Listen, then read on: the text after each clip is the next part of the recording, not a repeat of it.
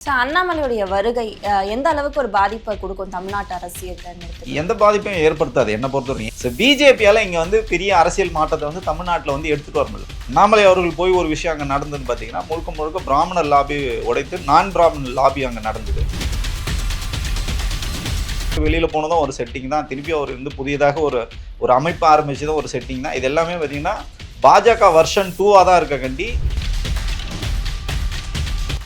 அதிமுகவோட தலைமைக்கும் அண்ணாமலைக்கு செட் ஆகலை. ஸோ அதனால் அவர் கட்சி விட்டு வெளியேறி வந்தார். அது எல்லாமே செட்டிங் தான். விஜய் அவர்கள்கிட்ட இருக்கிற கூட்டம் என்டையர்லி டிஃப்ரெண்ட். அவங்க நிச்சயமாக அண்ணாமலை பின்னாடி போகிறதுக்கான வாய்ப்புகள் கிடையாது. அண்ணாமலையாக இருக்கட்டும், திரு விஜய் அவர்கள் எல்லாரோட டார்கெட்டும் அதிமுக காலி பண்ணுறது தான் இவங்களோட ஒட்டுமொத்த டார்கெட். வேலுமணி நிச்சயமாக 100% இல்லை 1000% தாவேக்கா போகிறதுக்கு தயாராகிட்டார். அவர்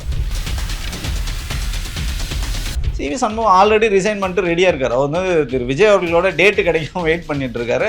ஸோ அவரும் நிச்சயமாக போயிடுவார். கட்சியிலேருந்து இவ்வளோ பேர் வெளியில் போகிறாங்க. கட்சியை இன்றைக்கி உடஞ்சி சின்ன பின்னமாக இருக்குது. இன்றைக்கி 3ஆம் இடத்துக்கு இது வரைக்கும் போனதை நம்ம சரித்திரத்தில் பார்த்ததே இல்லை. அதிமுக 3ஆம் இடத்துக்கு வந்துருச்சு. இன்னொரு விஷயம், இபிஎஸ் அவர்கள் ஒரு சர்வாதிகாரியா இருந்தாருன்றது தான் முக்கிய குற்றச்சாட்டா எல்லாருமே வைக்கிறாங்க. சசிகலா உங்களை வளர்த்த அம்மையார் சசிகலாவுக்கு நீங்க துரோகம் பண்ணீங்க. நீங்க ஒழுங்கா இருந்தீங்கன்னா டிடிவி தனியா போய் ஒரு கட்சி ஆரம்பிச்சிருக்க மாட்டாரு. அதுக்கப்புறம் ஓபிஎஸ் போனாரு. கடைசியில யாருமே அங்க இருக்க போதில்லை. யார் இல்லாத டீ கடைக்கு நீ யாருக்கு டீ ஆத்த போறீங்க?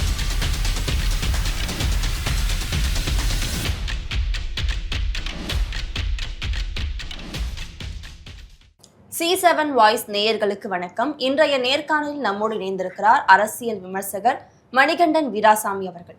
வணக்கம் சார். வணக்கம்மா. அண்ணாமலையுடைய வருகை எந்த அளவுக்கு ஒரு பாதிப்பை கொடுக்கும் தமிழ்நாட்டு அரசியல்? எந்த பாதிப்பையும் ஏற்படுத்தாது என்ன பொறுத்தவரைக்கும். ஏன்னா அவர் ஒரு அரசியலுக்கே அவர் புதியவர் தான். இப்போ நீங்கள் பார்த்தீங்கன்னா அண்ணன் திருமாவா இருக்கட்டும், இவர் ஸ்டாலினாக இருக்கட்டும், ஸோ இந்த மாதிரி இவங்கெல்லாம் சீனியர் மோஸ்ட் பொலிட்டீஷியன்ஸே இன்றைக்கி இங்கே அரசியல் இன்றைக்கி உள்ளபடியே இன்றைக்கி ஒரு மிகப்பெரிய ஒரு ஏற்றத்தை காண முடியாத ஒரு சூழலில் இருக்கும்போது திரு அண்ணாமலை அவர்கள் வராருன்னா அவருக்குன்னு ஒரு சில இளைஞர்கள் இருக்காங்க. ஸோ பிஜேபியால் இங்கே பெரிய அரசியல் மாற்றத்தை தமிழ்நாட்டில் எடுத்துகிட்டு வர முடியல. அண்ணாமலை அவர்கள் வரவுக்கு அப்புறம் பார்த்திங்கன்னா நிறைய யங்ஸ்டர்ஸ் பாஜகவை நோக்கி நகர்ந்தாங்க. அங்கே முழுக்க பார்த்திங்கன்னா பிராமணர் லாபி உடைக்கப்பட்டது. அண்ணாமலை அவர்கள் போய் ஒரு விஷயம் அங்கே நடந்ததுன்னு பார்த்திங்கன்னா முழுக்க முழுக்க பிராமணர் லாபி உடைத்து நான் பிராமணர் லாபி அங்கே நடந்தது.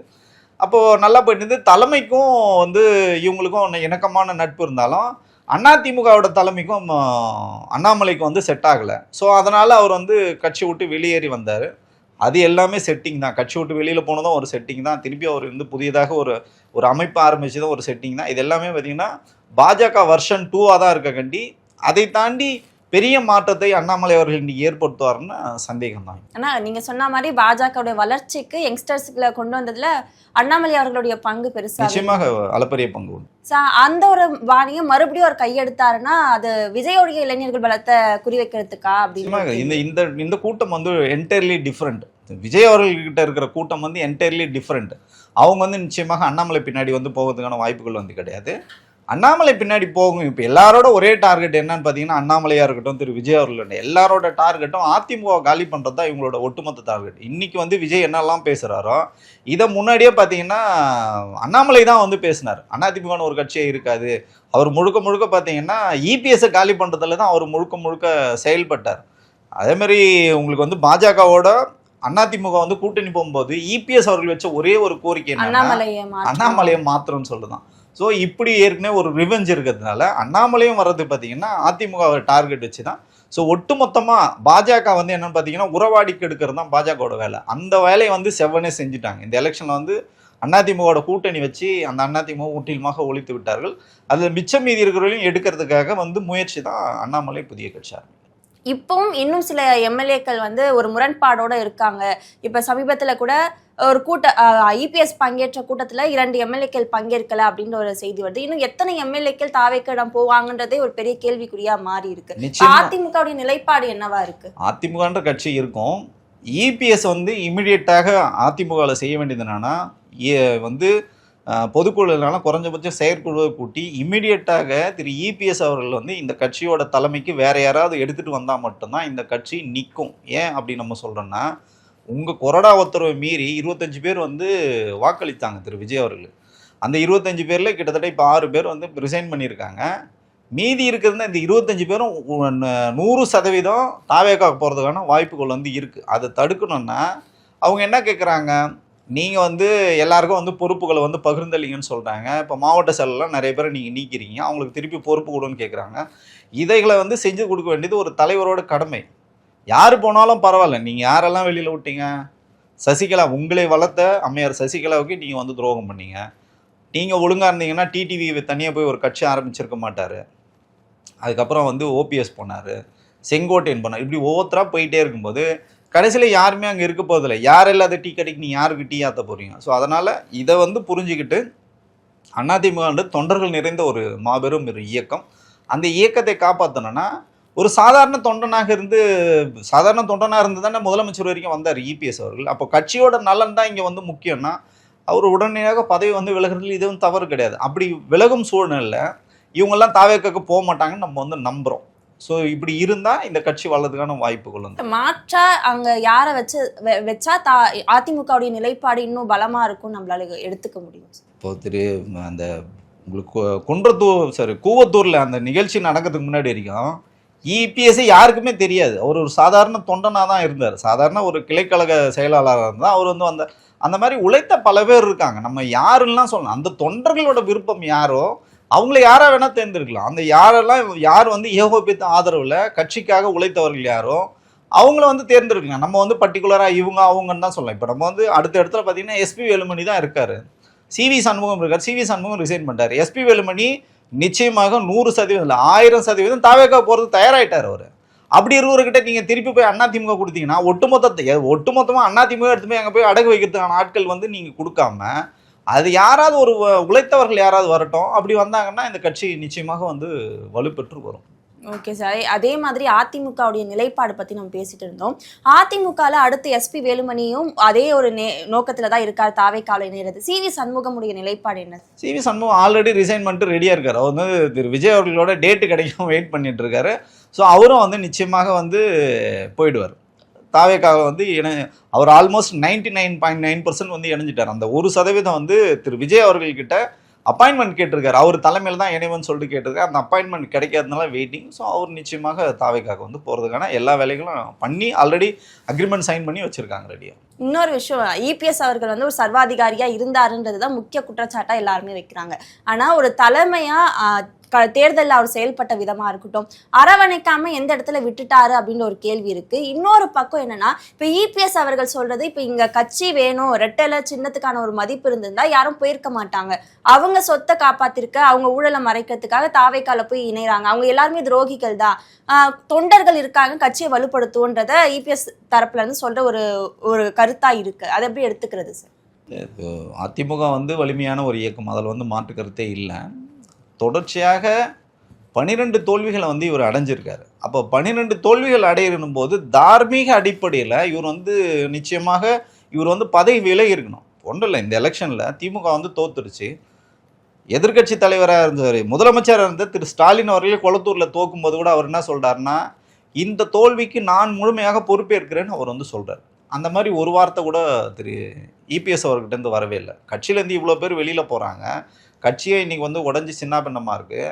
இன்றைக்கி வந்து 3ஆம் இடத்துக்கு இது வரைக்கும் போனதை நம்ம வந்து சரித்திரத்தில் பார்த்ததே இல்லை. அதிமுக 3ஆம் இடத்துக்கு வந்துடுச்சு.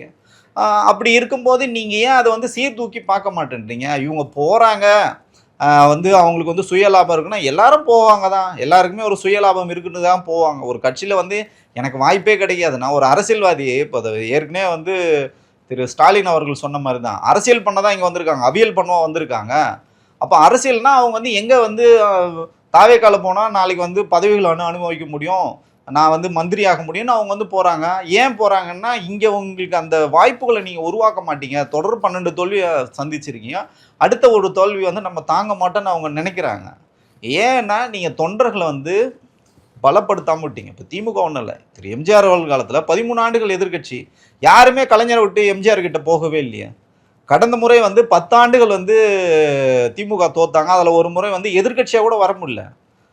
விஜயகாந்த் அவர்கள் எதிர்கட்சியாக இருந்தாங்க, யாருமே வந்து திமுகலேருந்து அதிமுக அப்போ போகவே இல்லை. இப்போ கூட இந்த தோல்வி அடைஞ்சதை விட ஒரு சிலர் திமுகல இருந்து இது தாவேக்காக்கு போயிருக்காங்க. பெரியவாரின் ஆட்கள் வந்து போகல.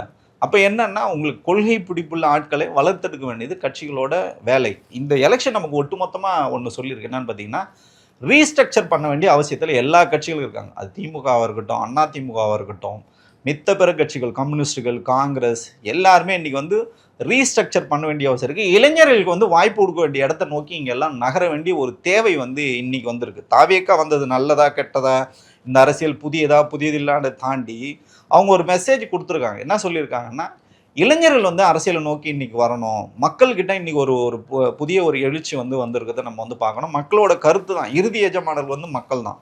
அப்போ நீங்கள் இன்னும் அரைச்சமாகவே அரைச்சிட்டு இல்லாமல் பழைய ஆட்களுக்கு வந்து கொஞ்சம் ஓய்வு கொடுத்துட்டு புதிய ரத்தங்களை நீங்கள் எடுத்துகிட்டு வந்து அந்த இளைஞர்கள் வந்து நல்வழிப்படுத்தி ஆட்சியிலையும் அதிகாரத்துலையும் அவங்க வந்தாங்கன்னா இங்கே இன்னும் துரிதமான அரசியல் வந்து செயல்படுன்றது பொதுவாக என்னோட கருத்து. ஓகே சார், நீங்கள் சொன்ன ஒரு கருத்தில் வந்து இப்போ திமுகவில் இந்த ஜென்சி கான்செப்ட்ன்றது அதிகமாக பேசப்பட்டுட்டு வருது. அந்த ஜென்சி கான்செப்ட்ன்றதே அந்த மீட்டப்பில் எதிர்கட்சி, அதாவது தாவேக்காவை அவங்க நிறைய விமர்சனம் பண்ணுறாங்க. சமீபத்தில் பல்லவியை ட்ரோல் பண்ண விதம், இது எல்லாமே ஒரு நெகட்டிவான ஒரு விஷயத்தை தானே திமுகவுக்கு ஏற்படுத்துது. இதை வந்து திமுக கட்டமைக்கிறதுல தவறு விட்டாங்களா அப்படின்ற ஒரு கேள்வி இருக்குல்ல. இல்லை, நானும் அது பார்த்தேன். இப்போ ஜென்சி மீட் நடத்துறது ஒன்றும் தப்பு கிடையாது. ஏன்னா அந்த ஜென்சி மீட்டோட நோக்கம் என்னன்னா, தாவேக்கால மட்டும்தான் இளைஞர்கள் இருக்காங்க அப்படின்லாம் வந்து கிடையாது. எல்லா கட்சியிலும் வந்து இளைஞர்கள் இருக்காங்க.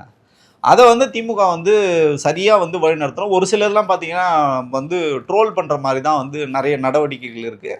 அது எண்ட் ஆஃப் த டே திமுக வேணால் ரசிக்கலாம், ஆனால் பொதுமக்கள் அதை ரசிக்கிறாங்களா அப்படின்றது சீர்தூக்கி பார்க்க வேண்டிய ஒரு அவசியம் இருக்குது. இப்போ நீங்கள் வந்து வெறும் அவங்க வந்து ரீல்ஸ் போட்டு ஆட்சி பிடிச்சாங்கன்னு சொல்லுது தப்பான வாதம். அது உள்ளபடியே அவங்க வந்து மக்கள் ஒரு மாற்றம் வந்து தேவைப்பட்டிருக்கு.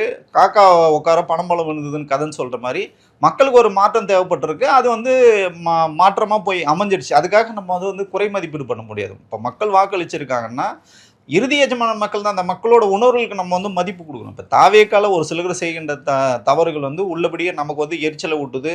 அது வந்து நிச்சயமாக தவறு தான். அந்த தவறுகளுக்கு வந்து அவர் நிச்சயமாக கட்சியிலேருந்து அவங்க வந்து நீக்கப்படுகிறார்கள். அந்த மாதிரி வேலைகள்லாம் வந்து தாவேக்கள் நடக்கும்போது அதே போல் நீங்கள் வந்து ட்ரோல் பண்ணுறீங்க, தாவேக்கா வந்து ட்ரோல் பண்ணுறீங்கன்னா மக்கள் வந்து உங்களையும் நாளைக்கு வந்து விமர்சனம் வந்து பண்ணுவாங்க. அந்த விமர்சனங்கள் இப்போ வந்து தலை தூக்கி இருக்குது நம்ம பார்க்கணும். எல்லாத்துக்கும் ஒரு லிமிட் இருக்குது தான் நான் பார்க்குறேன். அந்த லிமிட்டுக்குள்ளே இருந்தாங்கன்னா நல்லதாக தான் இருக்கும். பட் அவங்க நடத்துகிற ஜென்சி மீட்டில் உள்ளபடியே நல்ல கருத்தாக்கங்கள்லாம் சொல்கிறாங்க. ஆனால் ஒரு சில இந்த ட்ரோல் மெட்டீரியலை அவங்க வந்து நிச்சயமாக வந்து தவிர்க்கணும். இது யாருக்கு சிக்கலை உருவாக்கணும்னா திமுகவோட தலைமைக்கு நிச்சயமாக அது சிக்கலை வந்து உருவாக்கணும்னு பார்க்குறேன். ஓகே, தொடர்ந்து பல்வேறு அரசியல் தகவல்களை பகிர்ந்து கொண்டதுக்கு நன்றி சார். நன்றி.